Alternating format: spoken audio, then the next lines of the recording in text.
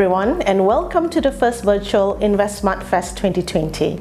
My name is Marina Baharuddin, the Chief Executive Officer of the Ombudsman for Financial Services.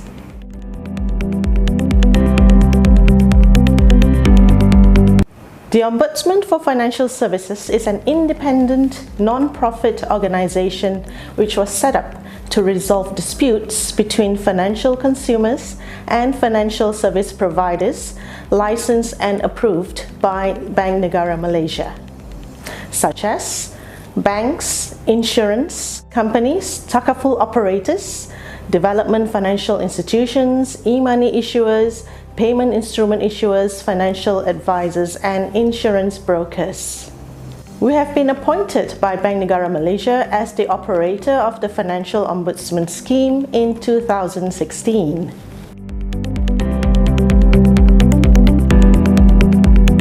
The term ombudsman originated from Sweden, which simply means an independent person or a body who investigates and resolves disputes fairly away from the courts.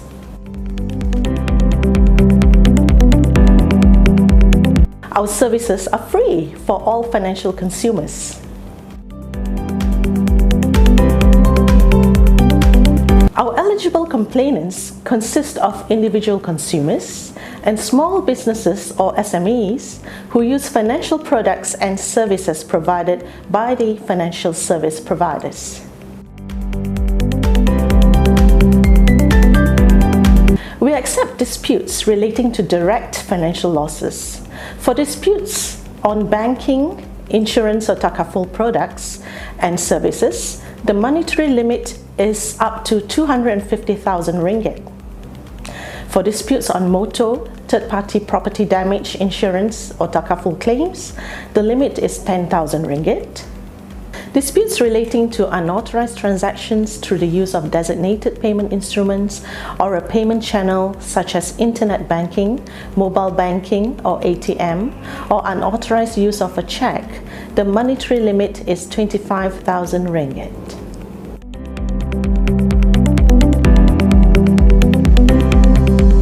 OFS does not accept disputes relating to service features, customer service, underwriting, credit decision, third-party bodily injury or death claim, disputes that have already been referred to the courts, and disputes which are time-barred.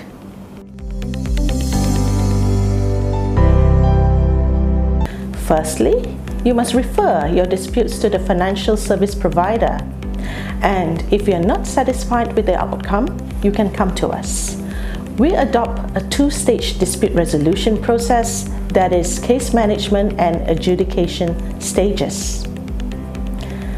At the case management stage, our case manager will try to resolve the dispute through mediation, and if no settlement is reached, the case manager will issue a recommendation. If either one party disagrees with the recommendation, they may refer the matter to the Ombudsman for adjudication. The Ombudsman will then review the dispute independent of the case manager's findings and issue a decision. If the complainant accepts the final decision, the decision is binding on the complainant and the financial service provider. If the complainant does not accept the decision, they are free to pursue their claim through any other means, such as the court. We look at each case independently and impartially. We do not take sides. We weigh all the facts and evidence provided by the financial institution and the complainant and take into account what is fair and reasonable in resolving the dispute.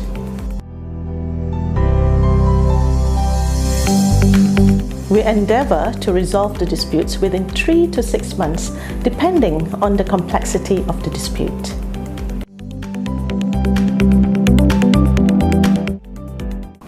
You may visit us at ofs.org.my. Next, our Ombudsman will share with you the type of banking and insurance disputes handled at OFS. Thank you.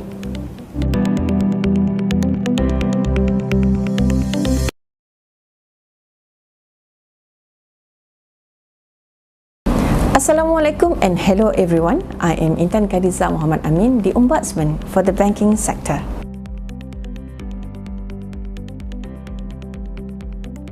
In the first half of 2020, we have registered a total of 205 banking cases, which is an increase of 61% compared to the same period last year. The increase of cases registered are mainly disputes related to card-based electronic payments such as credit and debit cards, internet banking, and mis-selling of financial products.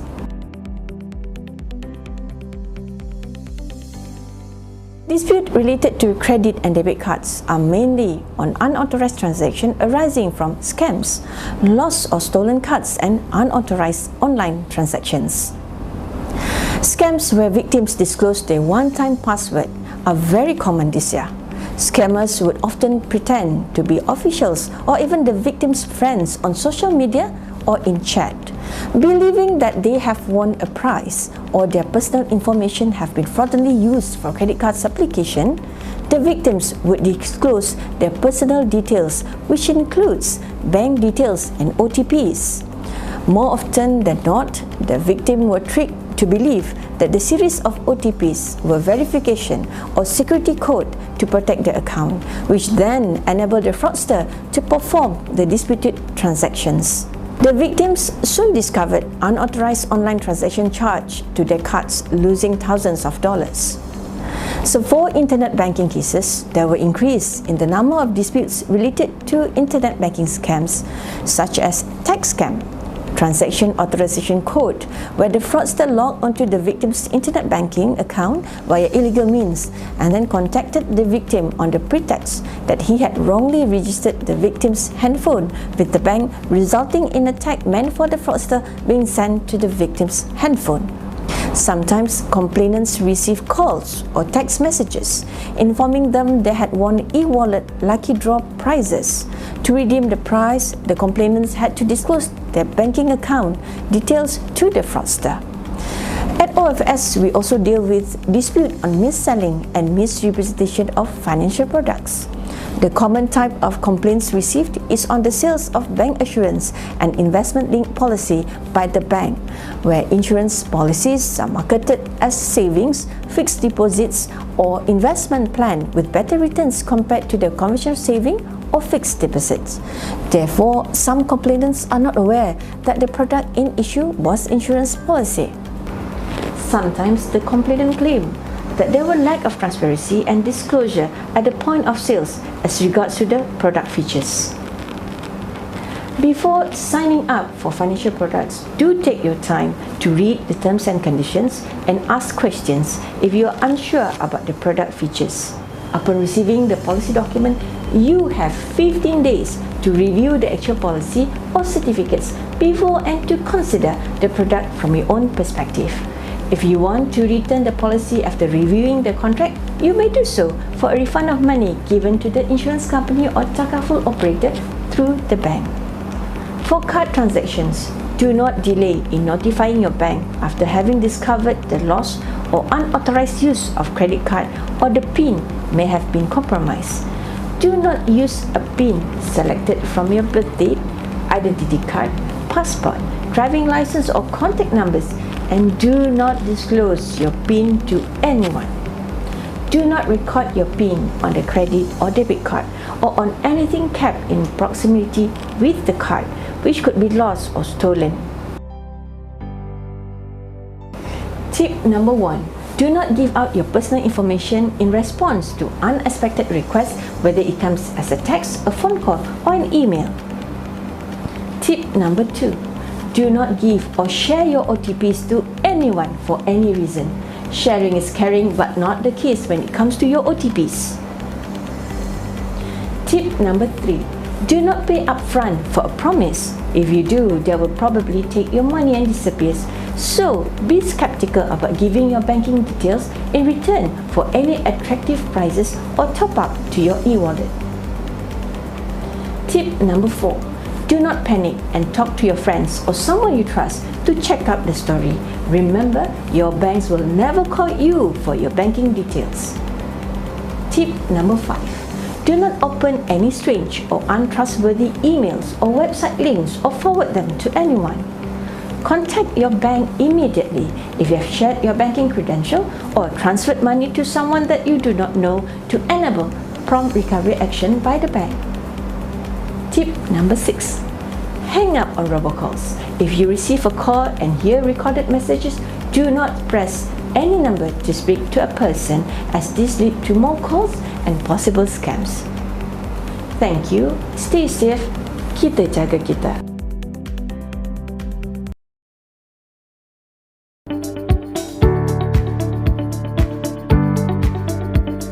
Hello everyone. The common disputes that OFS receives are related to life and medical insurance claims, motor insurance claims, as well as travel insurance claims.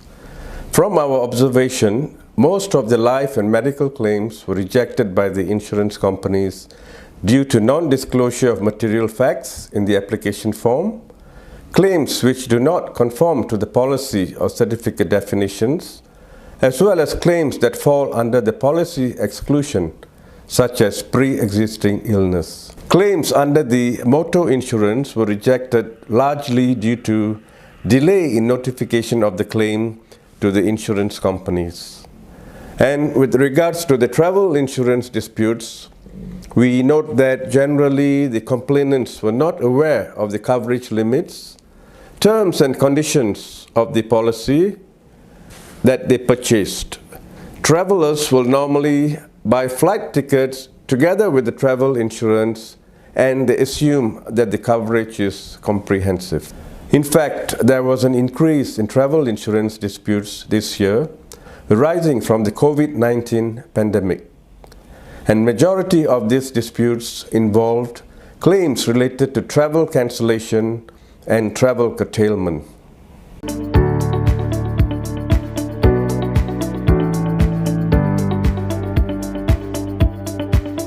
The general reason given by the complainants in these disputes was the lack of knowledge and understanding of the policy terms and conditions. Complainants assume that the insurance coverage is comprehensive without reading the terms and conditions of the policy. It is important for policyholders to read and understand the terms and conditions of the policy and make informed decisions when buying an insurance product. And for claims arising from motor vehicle accident or theft, it is important to note that the policyholder must notify the insurer as soon as possible of the claim. Normally, it is within 7 days, apart from lodging a police report within 24 hours. Don't forget to visit OFS virtual booth at the Invest Smart Fest. Please visit ofs.org.my to learn more about us. Thank you. Ombudsman for Financial Services. We listen, we mediate, we resolve. Visit ofs.org.my to know more about OFS.